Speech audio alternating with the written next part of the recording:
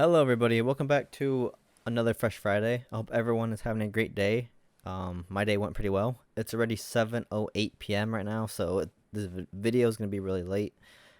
I don't really have much to talk about, but before I started filming this video, my little one's out there playing Roblox, and it got me thinking. Like the other day, I seen like a $5 transaction from Xbox. I was like, I didn't purchase anything for $5, especially on that date.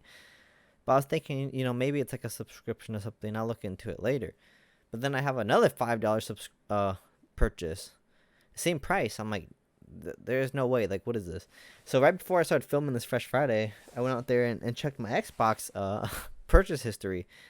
My little one has purchased $10 worth of Robux, and she purchased $20 worth of what they call Nemo Bucks on Animal Party. My daughter spent $3 or $30 on fucking games, man. Oh. Like, I'm not even mad at her. It's my fault. Like, I should be monitoring. I should be watching that, better. And I should have like a pin code, like a passcode on it for purchases. I wasn't even thinking about that, but I just set one up right now. But geez, man. So, it's funny though because like. She's sitting here playing these Roblox games, and I'm like, her outfit, like, she has some cool looking stuff on, some stuff that looks like you have to pay real money for. It makes sense now. Damn, dude, what the hell? So that's kind of funny. I'm not mad. Don't get me wrong, it's $30, but I mean, I'm not upset. It's my fault. She didn't do anything wrong. She doesn't know any better. See, that's one thing I'm grateful for about being a parent, is not to toot my own horn or anything, but fuck, man, there's a lot of kids. It's a sad world out there because there's a lot of kids out there who would get spanked, beat, really horrible things done to them in a situation like this. And in a situation like this, it's what's done is done. You just gotta sit back and accept it. There's no point of yelling at her. There's no point of being mean to my child because of something that's done, and it's my fault. My card is on there. I didn't have a password on or anything like that, so yeah, it's my fault. But I learned from my mistake, and I hope others who are watching learn from their mistakes as well. I'm not perfect. No one's perfect, but the best thing you could do is learn from your mistakes and move on. Because how does that one Einstein quote go? Doing the same thing over and over again is the definition of stupidity or something like that. I just butchered it, I'm sure, but you guys get the point. You can't do the same thing every single time and expect different results. And that's what's fun about being human is everyone fucks up. I'm sorry, I shouldn't. I'm trying to watch my profanity, especially as my daughter gets older. Everyone messes up. And all you can do is learn, trial and error. You never know until you try. Every mistake, is a new way to learn. Like today at work, I had a really simple mistake. So I had to bend like this like big sheet of metal, and we have different programs in the machine for different kind of like bends and stuff. And I bent the part, and I was like, man, measured it with the tape measure. I was like, these dimensions don't look right. Like, something is off about this. And I realized I bent the part with the wrong program. It's the same part. Okay, so every single part is the same. It's called a trunk part. All these parts are the same, but there's different sizes to them. And each size has its own program for, the bigger the bigger the part, or the longer the part, the wider the part. Each bend has to maybe be like a little bit longer to like. Regardless, I made a really simple mistake at work today, and it's just things like that. But I learned today. I was like, damn, I need to really make sure before I do my job to make sure I have the right program open, or I have the right part, the right dimensions, because not only did I make that mistake, but one of the first things I came into work today is my boss came up to me. He's like, hey, you bent the wrong part. Like, the parts look the same, but the part you were supposed to bend is the longer one. I didn't even know there were two parts. When I was doing the bending the parts last night, I only saw the one, so I was like, oh, this has to be it. Uh, I should do my due diligence, just take my tape measure, another minute out of my day, and just make sure this is the right property, because I have a piece of paper that gives me the dimensions of the part that's supposed to be bent. It's like, okay, this is 3 foot, this is two, blah blah blah. So yeah, simple mistakes at work. Um, they're not super costly, but definitely like something we don't want. But um, things like that, though, myself and yourself included, whether it's a mistake at work, life, whatever, you can't hold that against you. Accidents happen, they do. Mistakes happen, they do. No one's perfect. And if someone tries to, you know, bite your ass for making mistakes and stuff like that, don't take it. Don't be mean back to them. But like I said, everyone makes mistakes, including them. You gotta learn somehow. And if you learning is at the cost of mistakes, so be it. That's one of the biggest things that I have personally worked on myself with, is not holding myself to such high standards.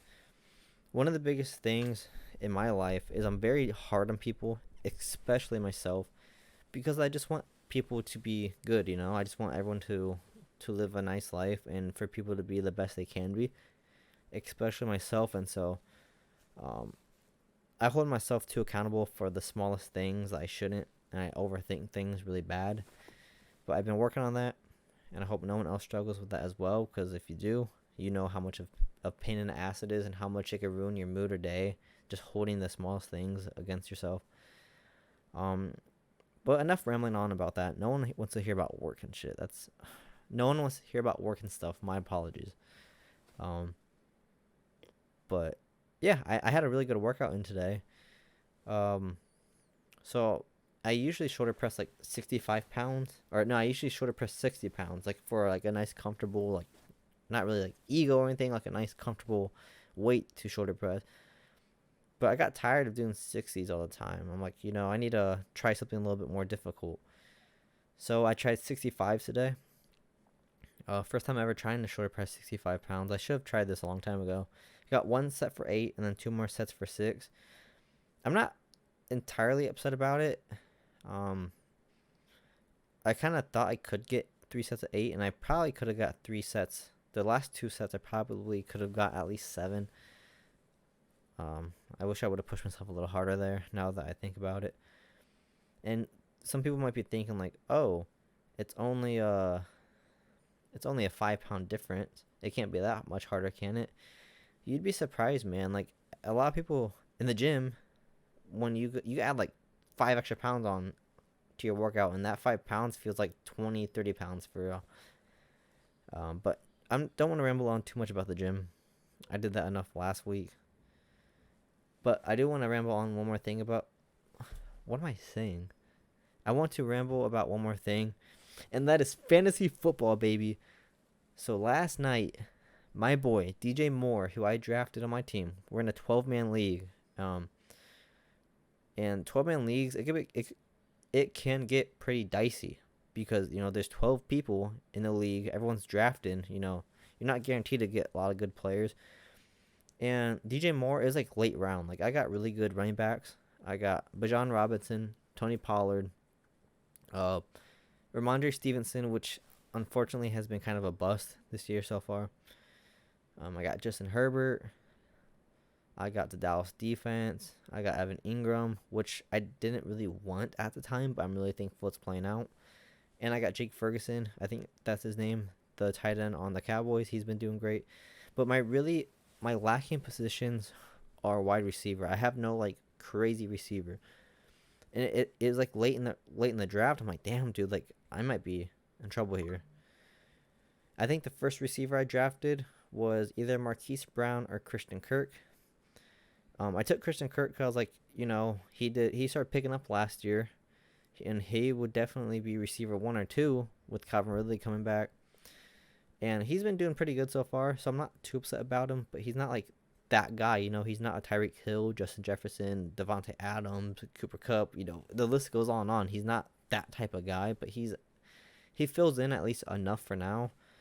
I got Marquise Brown, which when I drafted him at the time, it was a huge risk. I really like Marquise Brown ever since he was on the Ravens. I've always liked Marquise Brown. Um, and he was doing really good last year for me. I think I've drafted him like fucking. Then I think this is like the third year in a row I've drafted Marquise Brown. He's always done good for me, like a consistent like 15, 20 points a game usually like the last few years. And last year, like I said, he was doing really good, but then DeAndre Hopkins came back. That really hurt him with getting targets, and then he got hurt and stuff like that. And this year with no Kyler Murray, I was like, damn, dude, like drafting Marquise Brown might not be a smart decision because they have someone named Joshua Dobbs as their quarterback, which I don't even know who dude is. And that's not like to be mean or anything. I just never heard of him. And that's never a safe pick is when you have like legit a backup QB starting all season. But Marquise Brown and Joshua Dobbs, they've been picking it up. Marquise Brown's been doing good. Marquise Brown has been at least reliable. Christian Kirk's been pretty reliable. And I took a gamble on DJ Moore. I was like, fuck it. No one wants I'm cussing like a sailor. No one wanted DJ Moore. And what I saw in preseason, I was like, it might be possible that DJ Moore could be something, you know. He's the wide receiver one for Chicago. So I picked them up. I was like, screw it. I don't have anything to lose. I don't have any top receivers. So, you know, what's grabbing DJ Moore gonna hurt? And he's been pretty consistent this year so far, which I was worried about with him having Justin Fields as his quarterback. But last week, DJ Moore popped off, I think, for like 27 points. For anyone who doesn't know fantasy, at least the rules and point system that we use in our league, a really, really like top elite player will get at least like 20, 25 points a week. Like an average player or like an okay player should get you at least 15 points a week or so. And every point matters. And so last week when DJ Moore got 27 points, he was on my bench, and that hurt me. I still wouldn't have won last week if I had DJ Moore in because I played against Christian McCaffrey, who got 50 points, Josh Allen, who got like 40 points, and Puka Nacua, who got, I think, like 30 points. I lost because of 3 people. My entire team did great. I had 140 points, and I lost 140 to 170. I mean, you know, some games you just can't win. I'm 2-2 right now. But, as I digress, DJ Moore last night, he got me 49 points. DJ Moore had 8 receptions, I think like 230 yards and 3 touchdowns. My one player alone, DJ Moore, most likely just secured me the win this week. So, I hope I don't jinx it. But I'm about to be 3-2, I think. And I need this because there's one thing I take serious in life, and that is fantasy. I love fantasy so much. It's so fun, the gamble, the risk. It really gets me back into football too, which is why I really like it. But the opponent I'm playing this week, I can't count them out.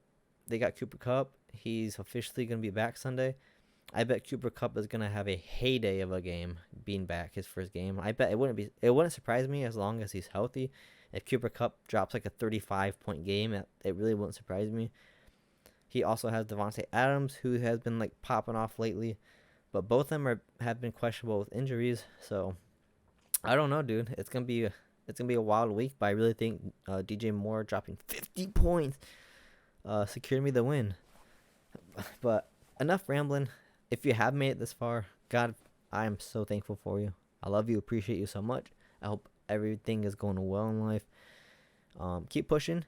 I promise things will get better. If they're not going good, just know there's people out there who care for you. I care for you. Reach out to me in the comments, or reach out to me in any way or form. I'm gladly here to hopefully help you in any way.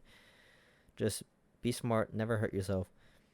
And God, this is my longest Fresh Friday so far, and I wouldn't mind just rambling on for more, but it's already 7:23 at this point. I stink. I haven't showered yet from the gym and work, so I gotta do my hygiene duties and go out there and watch my daughter because I don't want her being out there too long before she buys more Robux. Crazy, man. But being a parent is the best thing that's ever happened to me in my life. I love it.